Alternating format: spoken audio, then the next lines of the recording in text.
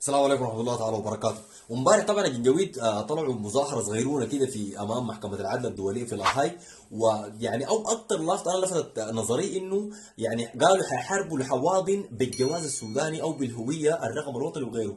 أنا حوريكم طبعا هم جنجويد ولكن في الأصل هم تشاديين حاملين للجواز والرقم الوطني السوداني. حتقول لي من الكلام ده كيف وجبتوا منين والدليل عليه شنو؟ أنا الآن حوريك الدليل وحوريك أكبر فضيحة حقيقية إنه 70% من الدولة التشادية هي ما كانت بتملك حتى طابعه للجواز ولا حتى الرقم الوطني. وبذلك وبتلك الادله ظهرت في فرنسا انه السفاره التشاديه بفرنسا كانت تستخرج فقط ارقام وطنيه وجوازات سودانيه فقط للتشاديين، وبالتالي اصبحوا 70% من التشاديين يحملون الجواز والرقم الوطني السوداني. يا جماعة ده باسبور سوداني، كل باسبورات سودانيات هنا، الأنباسات بتغنى سودانيين هنا في السفارة، هنا المكتب.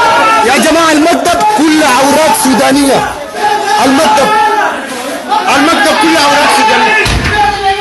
هذه الرسالة هو من خطورتها الكبيرة جدا جدا على حساب البلد وعلى حساب الوطن. أصبحت مع الوطنية فعلا معدومة تماما في السودان، وظهر جليا في تلك الأيام اللي فاتت كمية من الخونة وكمية من المتعاونين. هذا هو السبب الأساسي إنه دولة كاملة مجنسة تحمل جوازك. منو اللي كان بيطبع الجوازات بيوديها السفارة التشادية في فرنسا؟ مين هو السوداني اللي كان متعاون مع الناس دي؟ فلذلك هي الخيانة أكبر وأعظم من مفهوم البسيط.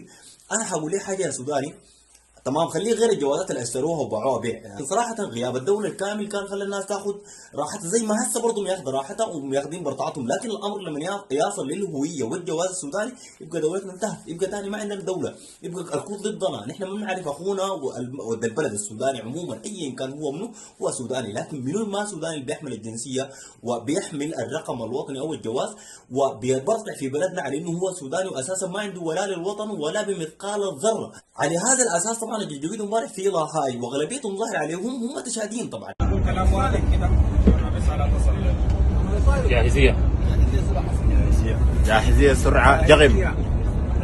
خايفين على انه الدوله السودانيه تتخذ اول اجراء تجاه الهويه والجواز والرقم الوطني، وطالب الدوله السودانيه وكل مسؤول قلبه حار على البلد ويا برهان ويا كلكم اذا في ذره وطنيه في داخلكم الان زي ما غيرت العمله انا اوجه السفارات السودانيه ومجلس السياده على انه يبدا فورا في المراجعه الرقم الوطني او الغاه واصدار رقم وطني جديد، وفي نفس الوقت جواز جديد بشكل برضه مختلف، لانه الموضوع يتطين تماما. اكثر من دوله 70% من شعبها بيحمل رقم وطني حقنا وجواز، ولذلك تصبح السودان حيصبح بالجواز ده انه السودان صاحب اسوأ سمعه في العالم. ليه؟ لانه هذول ما بيستحقوه وما بيستاهلوا، مستعدين باسم الجواز السوداني وباسم الهويه السودانيه يفتعلوا الافاعيل اللي ما بتشبه السودانيين، وفعليا ظهرت في افاعيل الجنجويد.